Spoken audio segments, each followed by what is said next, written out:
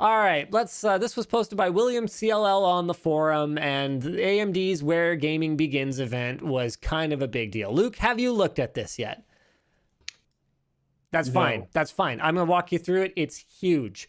So AMD is taking such a big leap forward here that they're just skipping 4000 series. They're just skipping it on the desktop. They're going straight from Ryzen 3000 to Ryzen 5000. Actually, I think the reason they're doing that is more to do with that they mucked up the branding on the notebook side, calling Zen 2 Ryzen 4000. So then it's like, oh boy, now what are we going to do? Are we going to have like this 1000 disparity between laptop and desktop forever? No, we're not. We're just going to make everything 5000. Love it. This has happened a few times. That happened with the 800 series on NVIDIA's side. So dumb. Anyway, so Where Gaming Begins. They announced the Ryzen 9 5950X, 5900X, 5800X, and 5600X. Those are 16, 12, 8, and 6 core processors, respectively, with anywhere from 35 megabytes of cache all the way up to 72 megabytes of cache, and boost clocks from 4.6 all the way up to 4.9 gigahertz. That's right, ladies and gentlemen, AMD is getting dangerously close to the 5 gigahertz barrier. Impressively, they are not only running at these high clock speeds, but they are doing it within the same TDP as their predecessors. So they're all rated for 105 watts down to the 8 core and 65 watts for the 6 core. Like, dang. Like, looking at the single-threaded performance that they're claiming on these things, like, one of those 6 cores, like a nice small form factor machine, it's like 65 watts? That's incredible. It's exciting, you know? Puts the excitement back in CPUs again. And the bigger deal, of course, is not the clock speeds or the cores. I mean, AMD has already been a leader when it comes to core count.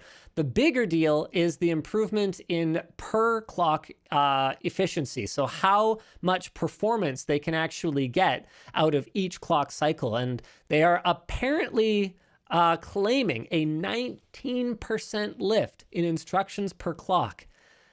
Wild. Like 2 generations. That is massive. Well, it depends. I mean, are we talking Intel generations? Because then it's like 4. It's like 4, Luke. Okay? Which generations are we looking at here? Star Trek generations? Because then it's probably a little less. I think the technology moves a little faster in Star Trek than it does over at Team Blue. AMD is claiming that these new CPUs are going to beat Intel sometimes by a lot in not only productivity, where they've already been strong, but also gaming. That's the big winner, in my opinion. AMD is claiming they're going to be 20% faster than Intel in Counter-Strike Global Offensive. Because one of the crazy things is they already won over gamers by just being like better overall. Like, a lot of gamers were sacrificing the performance difference in games. And just being like, whatever, I might end up streaming. I might end up doing something else, which is going to take more of the processor as a whole. I'll go for the AMD option. And now that it's better in both categories, like, oh man, that's so rough. As of the launch of the 5000 series, assuming that all of this is correct, AMD will hold the following advantages over Intel. Multi-threaded performance, bang for the buck, cheaper motherboards, potentially single-threaded performance. And the CSGO benchmark specifically has been something that's been hanging over their head for a really long time. Storage performance, PCI Express Gen 4, which all of a sudden is being thrown into the limelight. Like, here we've got Sony and Microsoft launching these new consoles, and they're saying next generation games are going to really take advantage of high-speed storage. And sup, yo? How you doing? What's hanging? I don't know why he decided to come hang out, but he did. I heard you weren't feeling good last night. Yeah, he's been sick, but he seems to be doing a little bit better. He always gets excited. Oh, there we go. He always gets excited when I talk a lot. He likes like loud conversation, so he seems to love Wanshow every week. Sweet, so I'll like dude. get a little bit more animated, and he's like, "Yeah, rock on, shake your tail, baby." All right, so so high-speed SSDs are all of a sudden becoming a major factor, a big consideration for future games. And hey, cold hard truth is not everybody is me and is upgrading their hardware every cycle, right? For most people, I think it's pretty fair to say that anywhere from 3 to 8 years is as long as you could expect to be using a gaming rig. And you might make a couple key upgrades in that time. I need a bit more storage because the new Modern Warfare is 600 terabytes or whatever. Yeah, exactly. Okay, so you need some more storage. NVIDIA saw fit to grant us a new graphics card finally, maybe upgrade to one of those, that sort of thing. But in terms of the core platform, you expect to be able to use it for quite some time. And so if I was buying a system today, PCI Express Gen 4 went from, whatever, to, wow, that is a major consideration if I want my gaming rig to be able to play these next-gen console games that aren't going to stay console exclusive forever. Speaking of the longevity of the platform, advantage number 6 is intergenerational compatibility. Now, AMD did kind of tick off the community based on what they had initially promised when they went back on 300 series motherboards having support for this upcoming generation of processors. If I recall correctly, I can't remember exactly which generation AMD was not going to support, and then people were mad. Maybe it was B450. Okay, doesn't matter. The point is AMD did let folks down a little bit, but then if I recall correctly, again, they ended up making it right, and they are still definitely holding an advantage over Intel in this regard. Intel has been real strict for pretty much the last 10 years. Okay, you get a chipset, and then the chipset that launches with that CPU, that chipset might get one more CPU, and then that's it. It's been pretty much on that cadence, and even if the socket doesn't change, and in some cases I do understand there were actual engineering considerations that made it so that they didn't want to just say, okay, it's a free for all, sure, put Coffee Lake on this, do that. I get it. But that doesn't change that from a competitive standpoint, they're behind AMD, who has had as much as 3 generations of CPUs now be available on a single motherboard. That's crazy, and it looks like that's going to continue. So these the 500 series boards that are out there now are not only going to be compatible with Ryzen 5000, they're supposed to be drop-in compatible. AMD has apparently been stealthily putting in the microcode that's needed for these upcoming processors. And so if you've updated your BIOS in the last little bit, it is quite possible that you will just chuck a 5000 series CPU in there. Don't chuck it, please put it in nicely. And you're ready to rock. So advantages for Intel. Why don't we change gears and talk about their advantages? Intel teased their upcoming Rocket Lake 11th gen processors. It is rumored to be a 14 nanometer variant of the new Willow Cove architecture, which Tiger Lake is based on. So we could be getting faster onboard video.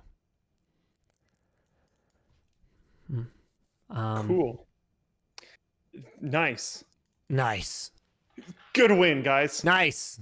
I mean, we also might get RDNA 2 onboard video from AMD in upcoming APUs. So but still, nice.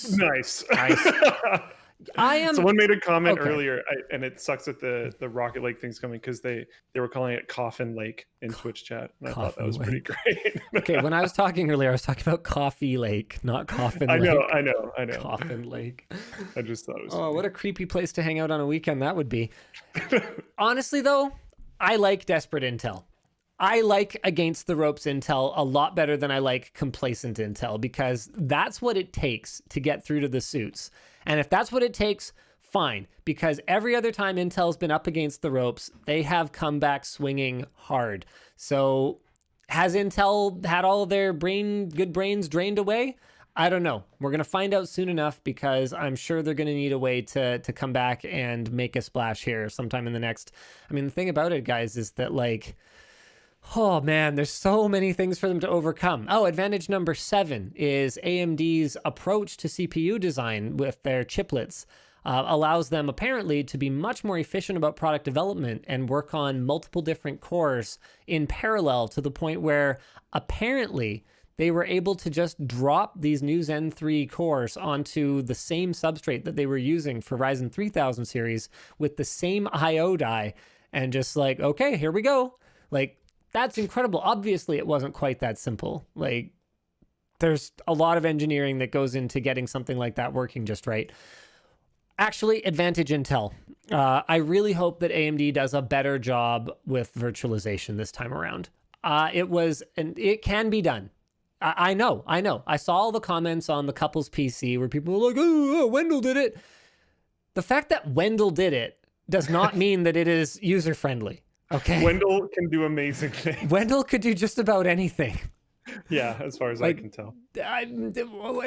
Wendell, as far as I can tell, single-handedly created the DisplayPort KVM market. So in other news, AMD provided a sneak peek at their Radeon RX 6000 series, now codenamed Big Navi, with numbers that seemingly put it in line with the RTX 3080. And if that's true, AMD might be competitive on all fronts this coming generation. Tell me something, Luke. Would you build an all-red gaming machine? Uh-oh. That's a long hesitation. Sure. Do you bleed green? Do you bleed green, Luke? I have been very hard on NVIDIA in the past. I have made a number of videos when I used to make videos that were very hard on NVIDIA in the past. But it was easy because the red team basically didn't exist at that point in time. Yes. So if they exist properly, absolutely. Yeah. On the processor side, I think there's no question. Yeah. So, but there's a chance you'd go brown? Yes. Yeah, okay. Yeah. Go brown. It's green and red. Yeah. The brown PC. We should totally make that a video. The brown PC go all Noctua and everything. That'd be kind of cool. Yeah, well, I mean, remember the chocolate computer? Yeah. That color scheme was sick. Graphics card was sweet. It was sick. It actually looked so cool.